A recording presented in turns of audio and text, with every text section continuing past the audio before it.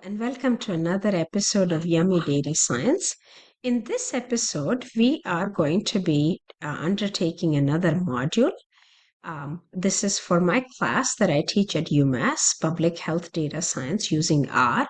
And I've also been thinking of converting it to Python because Python has become more of an industry standard than R. Or perhaps I'm wrong, but that's just my impression from working in the US. So far, what we have done is we have come a long way. We started with a historical perspective, looking at three pioneers who made a big difference in public health. These included Florence Nightingale, James Lind, and John Snow. Then we talked about getting started with R and the data science framework. Then we visualized health data sets. We visualized a summary of the inpatient fee-for-service claims data. And we also learned about data transformation and wrangling. Then we spent quite a bit of time with exploratory data analysis for the synthetically generated Medicare fee-for-service inpatient claims data. And now what we are we're starting where we left off in the exploratory data analysis, where we have taken the file which had 58,000 rows and about 200 columns, and we have pared it down to a more manageable 20,000 rows and 120 variables. But now we want to ask ourselves a question about whether this is tidy data. And if you look at the definition that Hadley Wickham, whose textbook we are using in class right here, is this data tidy? So is each variable a column? Let's consider that question. Well, the inpatient file that we has as many columns for to capture the variable diagnosis code. So it's one concept, but it's in so many columns. And it should really be in its own column. It shouldn't be spread out so much.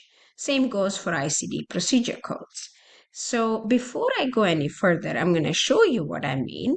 And while you may disagree with me on making this into many columns, it does help with, doing cohort analysis. So I'm going to switch over to R. And the first part simply does transformation on all the stuff before. And if you're thinking, oh my gosh, is this too unwieldy at this point? You're right. In fact, the recommendation is that using pipe, you should not have more than 8 steps. And I am pretty sure I'm exceeding that limit. So I should have broken it up, either created an intermediate file or an intermediate view, or somehow even with different steps. This is a lot going on. The last 2 steps are I filtered the file where the claim line is equal to 1. So I'm not interested in the claim detail information, just looking at the first line. And I also created an ER flag. So I'm going to run this.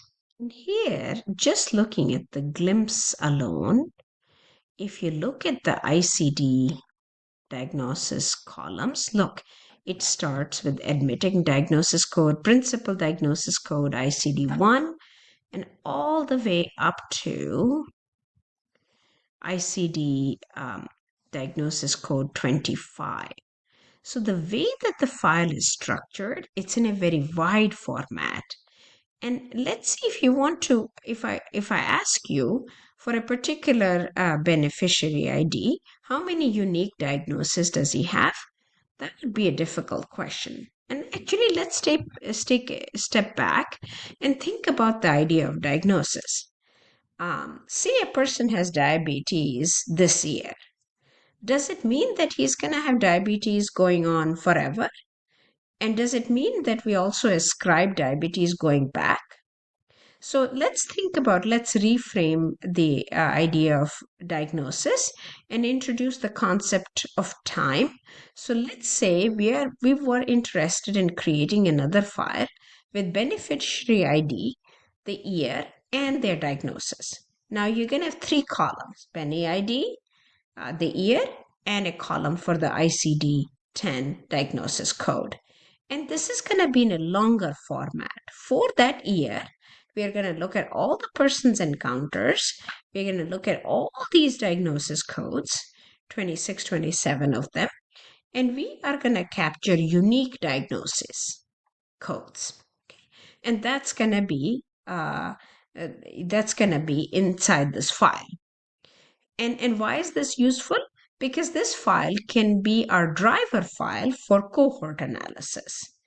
And if you're unfamiliar with that word, cohort analysis, it simply means, in this case, that we may be choosing a group of patients, a cohort of patients with similar diagnosis and with several different treatments. So the cohort analysis may be used for looking at the efficacy or effectiveness of various treatments.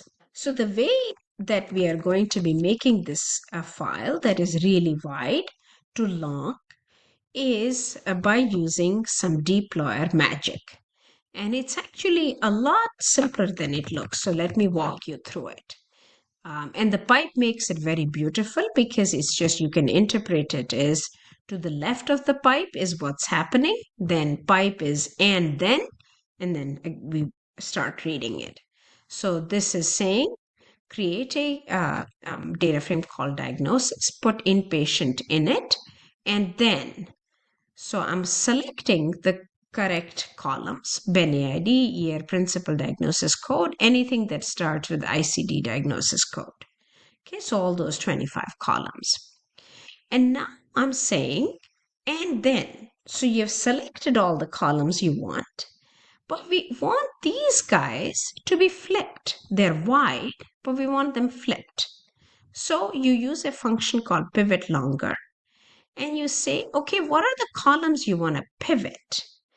And I know that I want to pivot the principal diagnosis code and anything that starts with these. So I don't have to list out all 25 of them, thank goodness. And once I pivot them, I'll have two pieces of information. I'll have the name of the column that it came from, and I'll put that in my names too. And I'll have the values. So the values would be like something like S131XX. Okay. And it turns out that I don't want to retain any records that are blank. So I did filter here is not equal to blank, or it's not NA. And then I also want to remove this ICD diag column. I don't really, and this is because I don't care whether it was their principal diagnosis or whether there was their diagnosis 9. And the idea, the thinking behind that is that I'm not too fussy about, where it was coded.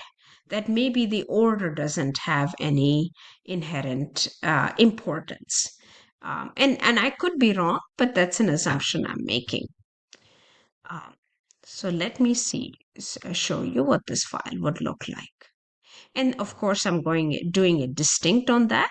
So if a diagnosis was noted down, the same diagnosis was noted down on multiple encounters, as would be the case, then the distinct would take the unique set of diagnosis. Okay, and so you can see that this file has now really exploded in numbers. So it's 176,000, and it has 3 variables. So if I look at it, I'll see that this Benny ID, look at how many he has.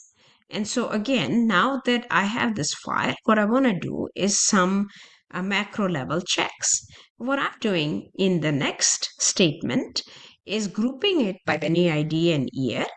Remember that the diagnosis is important for that year. And I'm going to see how many diagnoses that person has. So number of diagnoses, and I'm assigning the N, open and close parentheses, which stands for count the number of rows. And then if I go under num diagnosis, I can see I can order it, and I can see, wow, 58 diagnoses. And I actually looked at some of these and made sure that they made sense, but that's a lot of diagnosis. So this is how you make a data tidy. Now you have created a file diagnosis, which can be used as a driver, a file for cohort. I've also I've captured some information about a beneficiary by counting the number of diagnoses that person has. And that might be useful in modeling. So I could put the number of diagnoses in a model. That's become beneficiary year level variable. So as an exercise, you could join the diagnosis with the ICD diagnosis lookup file. And also you can create the same file for procedure code. So these are the procedure codes that are generally used for surgical purposes. Thank you for listening. On to the next video.